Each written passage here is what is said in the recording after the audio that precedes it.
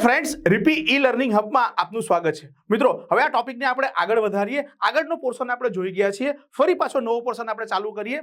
કઈ પ્રક્રિયા આવ્યા? 5 નંબરની પ્રક્રિયા આવ્યા, ચક્રીય પ્રક્રિયા, સાયક્લિક પ્રોસેસ। બરાબર, સાયક્લિક પ્રોસેસમાં બહુ સરળ પ્રક્રિયા છે। પ્રણાલી જુદા જુદા પ્રક્રમોમાંથી પસાર થઈ પ્રારંભિક અવસ્થામાં પાછી ફરે। જેમ કે હું અહીંયા છું, બરાબર, હું અહીંયાથી આમ ગયો, બરાબર, એક અવસ્થા બદલી, ત્યાંથી ફરી પાછો ક્યાં આવી ગયો? જ્યાં હતો ત્યાંને ત્યાં જ આવી ગયો। એટલે એક અવસ્થામાંથી બીજી અવસ્થામાં, અને એ બીજી અવસ્થામાંથી આવી રીતે અલગ અલગ તબક્કાઓમાંથી પસાર થઈને ફરી પાછો પોતાની મૂળ અવસ્થામાં જ પાછી આવે એવી પ્રક્રિયાને આપણે કેવી કહીશું? ચક્રીય પ્રક્રિયા। આલેખથી સમજવા પ્રયત્ન કરીએ। સમજી લો કે આપણે બિંદુ એ થી શરૂઆત કરીએ છીએ, તો પહેલા એ થી બી, પછી બી થી સી, બરાબર છે, એ રીતે પ્રોસેસ આગળ વધારી, પછી સી થી ડી, અને છેલ્લે ડી થી પાછા એ બિંદુ પર આવ્યા તો આપણે પ્રારંભમાં જ્યાં હતા ત્યાંને ત્યાં જ આવી ગયા। આ પ્રક્રિયા મેં 4 સ્ટેપમાં કરી। એવું જરૂરી નથી કે 4 સ્ટેપમાં કરો, 3 સ્ટેપમાં બી કરી શકો, હા 5 સ્ટેપમાં પણ થઈ શકે। તો આવી પ્રક્રિયા કે જે અલગ અલગ તબક્કાઓમાંથી પસાર થાય અને પાછી પોતાની પ્રારંભિક અવસ્થામાં આવે ને મિત્રો, એવી પ્રક્રિયાને મારે કેવી પ્રક્રિયા કહીશું? ચક્રીય પ્રક્રિયા તરીકે ઓળખીશું, સાયક્લિક પ્રોસેસ। હવે સાયક્લિક પ્રક્રિયા માટે ડેલ્ટા યુ અને ડેલ્ટા એચ એ બંને 0 આવશે। તમને જરાક ડેલ્ટા યુ અને ડેલ્ટા એચ ના કોન્સેપ્ટ આપણે સમજવાના બાકી છે મિત્રો, પણ ડેલ્ટા યુ એટલે આંતરિક ઉર્જાનો ફેરફાર, બરાબર, ડેલ્ટા એચ એટલે એન્થાલ્પીનો ફેરફાર। એવી રીતે બીજા બે ટર્મ્સ મારે મૂકી દેવા છે। ડેલ્ટા એસ, બરાબર, એટલે એન્ટ્રોપીનો ફેરફાર। ચક્રીય પ્રક્રિયા માટે ડેલ્ટા એસ ની વેલ્યુ પણ 0 આવશે।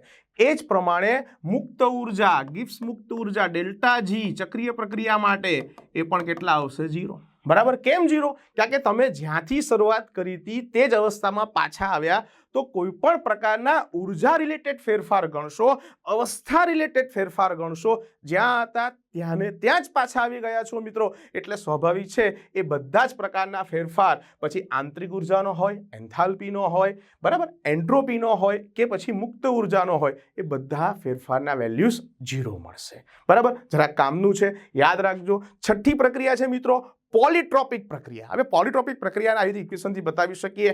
પી વી ની એન ઘાત બરાબર અચળ, બરાબર, જ્યાં પી શું છે મિત્રો? દબાણ, વી બરાબર એ કદ, અને એન જે છે પોલિટ્રોપિક ઇન્ડેક્સ છે। આને લગતા આપણા કેમિસ્ટ્રીમાં એમસીક્યુ કંઈક બહુ ઓછા પૂછે છે, બહુ અગત્યની પ્રક્રિયા આપણે બહુ મહત્વને નહીં આપીએ। આ સૂત્ર આપણે યાદ રાખવા થોડો પ્રયત્ન કરીશું મિત્રો, બરાબર। હવે મિત્રો આપણે સૌથી છેલ્લી અને અગત્યની કહી શકાય તેવી પ્રક્રિયા જોઈએ, જેમાં બધાને કન્ફ્યુઝન હોય છે, બરાબર। આપણે એનસીઈઆરટી ની બુકમાં પણ આનું આપ્યું છે, પણ એવું આપ્યું છે, બરાબર, કે ન સમજાય કે ન યાદ રાખી શકાય, બરાબર। એને આપણે એકદમ સિમ્પલી જરાક સમજવા પ્રયત્ન કરીએ। હું કોની વાત કરું છું? 7મી પ્રક્રિયા, પ્રતિવર્તી અને અપ્રતિવર્તી પ્રક્રિયા, રિવર્સેબલ એન્ડ ઇનરિવર્સેબલ પ્રોસેસ।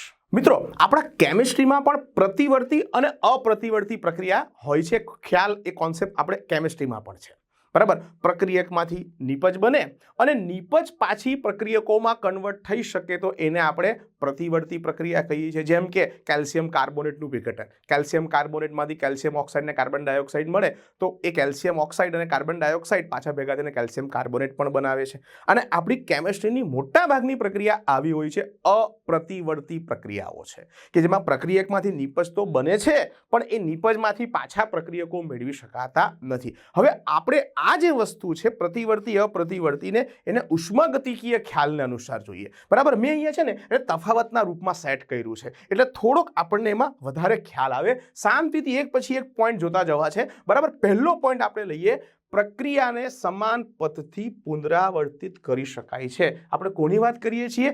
પ્રતિવર્તી પ્રક્રિયાની। પ્રતિવર્તી પ્રક્રિયાને તમે જે સ્ટેપથી આગળ લઈ જાઓ છો, જે પથથી આગળ લઈ જાઓ છો, જે માર્ગથી આગળ લઈ જાઓ છો, તે જ પથ, માર્ગ, રસ્તાથી એને પાછી લાવી શકો છો, બરાબર છે।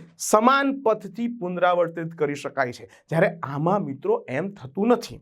પ્રક્રિયાને સમાન પથથી પુનરાવર્તિત કરી શકાતી નથી, ઓકે। એટલે તમે જે રસ્તેથી લઈ ગયા છો, જે રીતે પ્રક્રિયા આગળ વધી છે, સેમ એ જ રસ્તેથી તમે એને પાછી નહીં લાવી શકો, બરાબર છે। બીજા પોઈન્ટ ઉપર જઈએ, બધા પોઈન્ટ ક્લિયર કરશું ત્યારે આપણને આખો આઈડિયા ખબર પડશે કે આ શું કહેવા માંગે છે। સેકન્ડ પોઈન્ટ ઉપર જઈએ, પ્રતિવર્તી પ્રક્રિયામાં પુરોગામી બળ અને પ્રતિગામી બળ વચ્ચે ખૂબ જ ઓછો તફાવત હોય છે, બરાબર છે।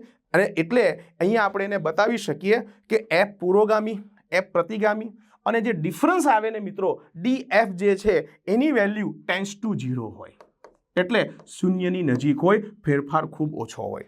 પુરોગામી ને પ્રતિગામી લગભગ સરખા. એક ઉદાહરણથી સમજવા પ્રયત્ન કરીએ. ધ્યાન આપજો, આપણે એક બોક્સ લઈએ. આપણે એક બોક્સ લીધું, બરાબર છે. એમ દળ ધરાવતો કોઈ પદાર્થ લીધો. હવે મારે એને સમજી લો કે આ તરફ ધકેલવું છે, તો આ દિશામાં હું જે બળ લગાડું એ મારું પુરોગામી બળ, બરાબર. હવે જે પુરોગામી બળ હશે તો એને વિરુદ્ધ દિશામાં પ્રતિગામી બળ પણ હશે, બરાબર. પુરોગામી બળ એ મને બોક્સને આ બાજુ લઈ જશે, પ્રતિગામી બળ એના કરતા ઊંધી દિશામાં બળ, બરાબર છે. હવે ધ્યાન આપજો કે મારે અહીંયા આ બોક્સને એવી રીતે ધક્કો મારવાનો છે, એવી રીતે એને પુશ કરવાનું છે, એવી રીતે એના પર બળ લગાડવાનું છે મિત્રો કે જેથી એમાં પુરોગામી ને પ્રતિગામી બળ લગભગ સરખા હોય. એટલે મારે ધક્કો નથી મારવાનો, ખૂબ ધીમે ધીમે ધીમે, બરાબર, એને હું બળ લગાડીશ. એટલે સ્વાભાવિક છે મારે અહીંયા પ્રતિગામી દિશા કરતા પુરોગામી દિશાનું બળ સહેજ વધારે રાખવું પડશે, બરાબર. આ બળનું મૂલ્ય સહેજ વધારે રાખવું પડશે તો એ બોક્સ ધીમે ધીમે ધીમે મિત્રો આગળ વધશે, બરાબર છે. એટલે અહીંયા સડનલી ચેન્જ નથી થતો, એકાએક ફેરફાર નથી થતો. મારે બળ લગાડીને બોક્સને આગળ ધકેલવું છે, પણ એક સાથે નહીં. હું કેમ કરીશ? ધીમે ધીમે ધીમે કરીશ, બરાબર. આ ઋત્વિક રોટરના સ્ટેપ નથી કરતો મિત્રો, જરાક ધ્યાન રાખજો.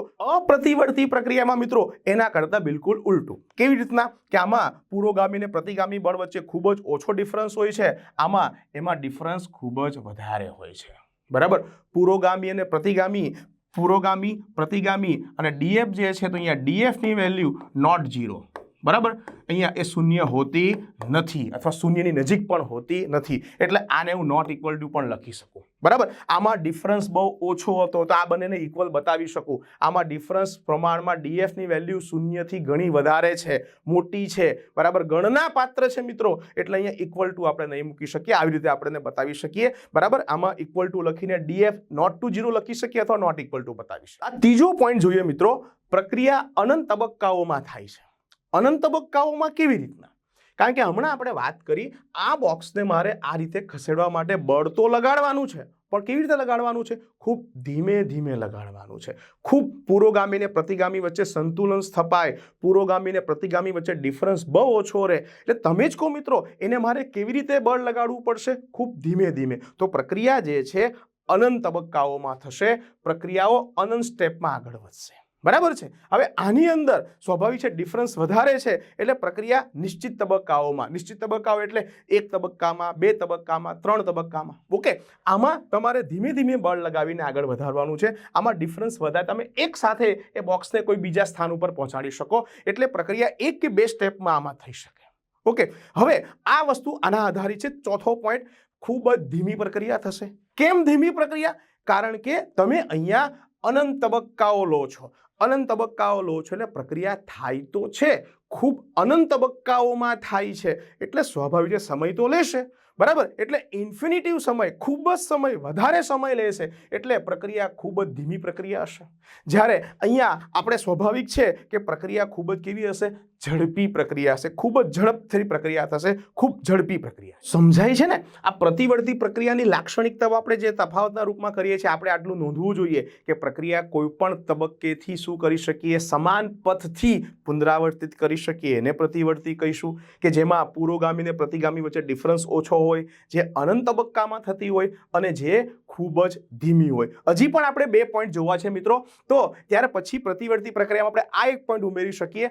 પ્રતિવર્તી પ્રક્રિયા દરેક તબક્કે ઉષ્માગતિકીય સંતુલનમાં હોય છે, થર્મોડાયનેમિક ઇક્વિલિબ્રિયમ ધરાવે છે. કેમ? કારણ કે તમે અહીંયા જે પ્રક્રિયા કરો છો પ્રતિવર્તી પ્રક્રિયામાં, તમે એના ઉપર જે બળ લગાવેલું બોક્સ વાળું ઉદાહરણ યાદ છે ને મિત્રો? ખૂબ ધીમે ધીમે બળ લગાડો છો અને ખૂબ ધીમે ધીમે પ્રક્રિયા કરો છો, એટલે ઈચ એન્ડ એવરી સ્ટેપ, દરેક તબક્કામાં, બરાબર છે, અહીંયા ઉષ્માગતિકીય સંતુલન જળવાશે, બરાબર. પ્રક્રિયા ખૂબ ધીમે આગળ વધે છે, એટલે કોઈ પણ પ્રકારના ડિસ્ટર્બન્સ વગર થાય છે, ધીમે ધીમે પ્રોસેસ આગળ વધે છે, એટલે ઈચ એન્ડ એવરી સ્ટેપમાં ઉષ્માગતિકીય સંતુલન હશે, જળવાશે. મિત્રો, જ્યારે આ અપ્રતિવર્તી પ્રક્રિયા છે ને, એમાં પ્રારંભિક અને અંતિમ અવસ્થામાં જ સંતુલન સ્થપાશે. બરાબર, એટલે અહીંયા દરેકે દરેક તબક્કા સંતુલનમાં હશે. અહીંયા ખાલી પ્રારંભિક શરૂઆતનું અને અંતિમ લાસ્ટ સ્ટેપ જે હશે ને મિત્રો, એ જ 2 સ્ટેપ સંતુલનમાં હશે, બાકીના સ્ટેપમાં સંતુલન નહીં હોય. અને છેલ્લો મુદ્દો છે મિત્રો, આ બધી જ પ્રતિવર્તી પ્રક્રિયા આદર્શ પ્રક્રિયા છે. બરાબર, કારણ કે બધી પ્રતિવર્તી પ્રક્રિયા અથવા પ્રતિવર્તી પ્રક્રિયાનો આપણે કોન્સેપ્ટ સમજ્યા તો એ કોન્સેપ્ટમાં આપણે એમ આવ્યું કે પ્રક્રિયા અનંત સમય લે. બરાબર, પ્રક્રિયા ખૂબ ધીમે ધીમે આગળ વધે, દરેક સ્ટેપમાં સંતુલન થાય. તો આવું તો આદર્શ પરિસ્થિતિમાં જ કરવું શક્ય છે. એટલે બધી જ પ્રતિવર્તી પ્રક્રિયા કેવી પ્રક્રિયા ગણીશું આપણે? આદર્શ પ્રક્રિયા ગણીશું. આનું વ્યવહારુ ઉદાહરણ આપણને કદાચ નહીં મળે એમ કહેતો પણ ચાલશે. જ્યારે અપ્રતિવર્તી પ્રક્રિયા, બરાબર, એ કુદરતની બધી જ કુદરતી પ્રક્રિયાઓ મિત્રો કેવી છે? અપ્રતિવર્તી પ્રક્રિયાઓ છે. બરાબર, આ આપણા કેમિસ્ટ્રી પ્રમાણે છે. ફિઝિક્સમાં આના કરતાં થોડુંક ઉલટું આવે છે. એ તમે ફિઝિક્સ ભણશો ત્યારે સમજાશે. મારે કેમિસ્ટ્રીમાં તો તમને આ જ ખાસ નોંધાવવું છે કે પ્રતિવર્તી પ્રક્રિયા આદર્શ પ્રક્રિયા છે અને બધી જ કુદરતી પ્રક્રિયા અપ્રતિવર્તી પ્રક્રિયા છે. તો મિત્રો આપણે અહીંયા છે ને પ્રતિવર્તી અને અપ્રતિવર્તીના 6 મુદ્દા જોયા, એટલે 6 એના ગુણધર્મો જોયા. એટલે આપણને લગભગ ખ્યાલ તો ક્લિયર થઈ ગયો હશે કે પ્રતિવર્તી કેવા ટાઈપની છે ને અપ્રતિવર્તી કેવા પ્રકારની છે. હજી આપણે એને ક્લિયર કરવા માટે લાસ્ટમાં એક ઉદાહરણ જોઈએ. ઉદાહરણ જરાક સમજવા જેવું છે. મિત્રો અહીંયા આકૃતિમાં 2 પિસ્ટન દર્શાવેલા છે. બરાબર, નળાકારની અંદર સરકી શકે તેવા પિસ્ટન છે અને એમાં કોઈ વાયુ ભરેલો છે. માની લઈએ કે આમાં આપણે આદર્શ વાયુ ભરેલો છે. બરાબર, આદર્શ વાયુ જે તાપમાન દબાણ અહીંયા ભર્યો છે તે તાપમાન દબાણે સમાન કન્ડિશનમાં એ જ આદર્શ વાયુ અહીંયા પણ ભરેલો છે, સમાન જથ્થાનો. બધી જ પરિસ્થિતિ સમાન છે. ઓકે, હવે મારે આમાં શું ફેરફાર કરવો છે? તો મારે અહીંયા આનું શરૂઆતનું કદ સમજી લો કે V1 છે. ઓકે, તો આનું બી શરૂઆતનું કદ આપણે V1 જ લેવાનું છે અને V1 થી કદ એનું વધારીને V2 કરવાનું છે. બરાબર, V1 થી V2 કરવાનું છે પણ કદ વધારીને કરવાનું છે. અહીંયા પણ સેમ એ જ ચેન્જીસ કરવો છે. બરાબર, એટલે કદનો મારે વધારો કરવો છે અને અહીંયા પણ એ જ લખું છું, કદ વધારો કરવો છે. એટલે મારે અહીંયા વાયુનું શું કરવું પડશે? વિસ્તરણ કરવું પડે. અહીંયા પણ વાયુનું વિસ્તરણ કરવું પડે. વિસ્તરણ કરવા માટે શું કરવું પડે? તો બરાબર સમજો કે પિસ્ટન ઉપર અહીંથી જે દબાણ લાગતું હશે એને આપણે પુરોગામી બળ કહીએ. બરાબર, અને પિસ્ટનમાં અંદરની સાઈડથી જે દબાણ લાગે છે એને આપણે પ્રતિગામી બળ કહીએ. બરાબર, ધ્યાન આપજો. બરાબર, આ પુરોગામી બળ, આ પ્રતિગામી બળ. હવે મારે એનો કદ વધારવું છે તો કદ વધારવા માટે પુરોગામી બળ કરતાં આ પ્રતિગામી બળ મિત્રો કેવું હોવું જોઈએ? વધારે હોવું જોઈએ. તો જ કદનું વિસ્તરણ થશે, તો જ આ પિસ્ટન મિત્રો ઉપર જશે. બરાબર, સેમ ચેન્જીસ મારે અહીંયા કરવો છે. અહીંયા પણ મારે પિસ્ટનને ઉપર જ લઈ જવો છે. પણ એક વસ્તુ ધ્યાનથી નોંધો, ફેરફાર બેવમાં સરખો કરવો છે પણ આમાં મારે RP થી કરવો છે, એટલે રિવર્સેબલ પ્રોસેસથી કરવો છે. અને આમાં એ જ ફેરફાર મારે IP થી કરવો છે, એટલે ઇનરિવર્સેબલ પ્રોસેસથી કરવો છે. બરાબર, તો એ ફેરફાર હું કેવી રીતે કરીશ? હવે રિવર્સેબલથી ફેરફાર કરવો હોય તો આપણા મગજમાં આટલા મુદ્દા વેલ ક્લિયર હોવા જોઈએ. પહેલું કે પ્રક્રિયામાં પુરોગામી અને પ્રતિગામી વચ્ચે જે છે ડિફરન્સ બહુ ઓછો હોવો જોઈએ. પ્રક્રિયા ખૂબ ધીમે ધીમે આગળ વધવી જોઈએ. બરાબર, પ્રક્રિયા અનંત તબક્કામાં થવી જોઈએ. બરાબર છે, અને પ્રક્રિયા જે છે દરેક તબક્કે ઉષ્મીય સંતુલન બી જાળવવી જોઈએ. તો આ ફેરફાર એટલે કે પ્રતિવર્તી રીતે હું આ ફેરફાર કેવી રીતે કરી શકું? તો એની માટે એક સિમ્પલ વસ્તુ કરું છું, ધ્યાન આપજો. મારે અહીંયા આની ઉપર સમજી લો કે મેં 1 કિલો ઘઉં મૂકેલા છે. અહીંયા મેં ઘઉંનો ઢગલો કર્યો છે. કેટલાનો મિત્રો? સમજી લો કે મેં અહીંયા 1 kg, બરાબર, 1 કિલો મેં ઘઉંના દાણા, લોટ નથી, ઘઉંના દાણા મૂકેલા છે. ઓકે, હવે 1 કિલો મેં ઘઉં મૂક્યા. કોની ઉપર? આ પિસ્ટન ઉપર મેં ઘઉં મૂક્યા છે. બરાબર, સંતુલનની પ્રોસેસ છે. હવે હું શું કરીશ કે ધીમે ધીમે એમાંથી એક દાણો લઈશ, એક દાણો દૂર કરીશ. તમે વિચાર કરો કે અહીંયાથી પહેલા 1 દાણો લીધો, પછી બીજો દાણો લીધો, પછી ત્રીજો દાણો લીધો. તો બહુ સીધી વાત છે, જેમ જેમ હું દાણા હટાવતો જઈશ તો તેમ તેમ સ્વાભાવિક છે કે આ પુરોગામી બળ એ ઓછું થતું જશે, પ્રતિગામી બળ વધતું જશે, પિસ્ટન ધીમે ધીમે ઉપર આવશે. પણ હું વાત કહું છું તે બરાબર સમજો. હું અહીંયા મુઠ્ઠી ભરીને પણ નહીં, બરાબર છે, એક દાણા લેવાનું કહું છું. તો તમે સમજી શકો કે આ પ્રોસેસ આગળ તો વધશે પણ ખૂબ ધીમા તબક્કાથી આગળ વધશે. હવે 1 કિલો ઘઉંમાં દાણા કેટલા બધા હોય? એ બધા દાણાને એક પછી એક કાઢું ત્યારે ધીરજ તો રાખવી જ પડશે. પણ એ પ્રક્રિયા થવામાં મને બહુ બધો સમય લાગશે, ઘણી વાર થશે. અને આ ધીમો ફેરફાર છે ને મિત્રો, એટલે સ્વાભાવિક છે એ દરેક સ્ટેપમાં ઉષ્માગતિકીય સંતુલન જાળવશે.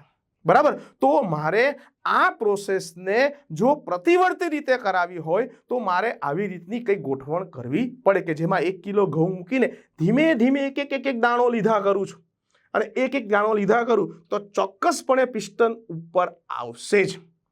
બરાબર. પિસ્ટન ઉપર આવશે, સમય વધારે જશે, પણ સમય વધારે જતો હોવા છતાં એ પ્રક્રિયા પ્રતિવર્તી રીતે થશે. ઓકે મિત્રો, હવે જરાક આને આપણે જોઈએ. આમાં આપણે કેવી રીતે કરીશું? તો આમાં પણ એ જ 1 કિલો ઘઉં લઈએ, પણ એ 1 કિલો ઘઉંને સમજી લો કે આપણે કોઈ બેગની અંદર બરાબર 1 kg ઘઉં જ ભર્યા છે અને એને આપણે લીધા છે. હવે આપણે પિસ્ટન ઉપર મૂકેલા છે. આ પ્રક્રિયા સમજી લો કે આપણે એક સ્ટેપમાં કરાવી છે. તો અહીંયા શું કરશું કે આ ઘઉંનો 1 કિલોની જે પેલી બેગ જે છે, જે કોથળી છે, આમ એકી સાથે લઈ લઈશું. હવે એક સાથે લઈશું એટલે પિસ્ટન જ્યાં હશે બરાબર V1 માંથી ડાયરેક્ટ V2 માં આવશે. અને આ 1 કિલોને ઘઉંને બદલે જો હું કદાચ 500 ગ્રામના 2 પેકેટ લઉં, પહેલા 500 ગ્રામનું એક પેકેટ ઉઠાવું, પછી 500 ગ્રામનું બીજું પેકેટ ઉઠાવું, તો એ પ્રક્રિયા 2 સ્ટેપમાં થશે. બરાબર છે. આ પ્રક્રિયા અનંત સ્ટેપમાં કરવા માટે એક ઘઉંનો દાણો લેતા હતા. આમાં એક સ્ટેપમાં કરવું હોય તો એક સાથે 1 કિલો વજન ઉચકી લેવાનું, 2 સ્ટેપમાં કરવું હોય તો 500 ગ્રામના 2 પડીકા બનાવીને વારાફરતી ઉચકવાના. એ પ્રમાણે આગળ પણ સ્ટેપમાં કરી શકો. ઓકે મિત્રો, તો તમને આ રીતે પ્રતિવર્તી અને અપ્રતિવર્તી પ્રક્રિયા આ ઉદાહરણથી સમજાવવા પ્રયત્ન કર્યો. મિત્રો, તો આ રીતે આપણે આ વિડીયોની અંદર શું 7 પ્રકારના ઉષ્માગતિકીય પ્રક્રમો, ઉષ્માગતિકીય પ્રક્રિયાઓનો અભ્યાસ કર્યો. મિત્રો, મળીએ હવે નેક્સ્ટ સેશનમાં.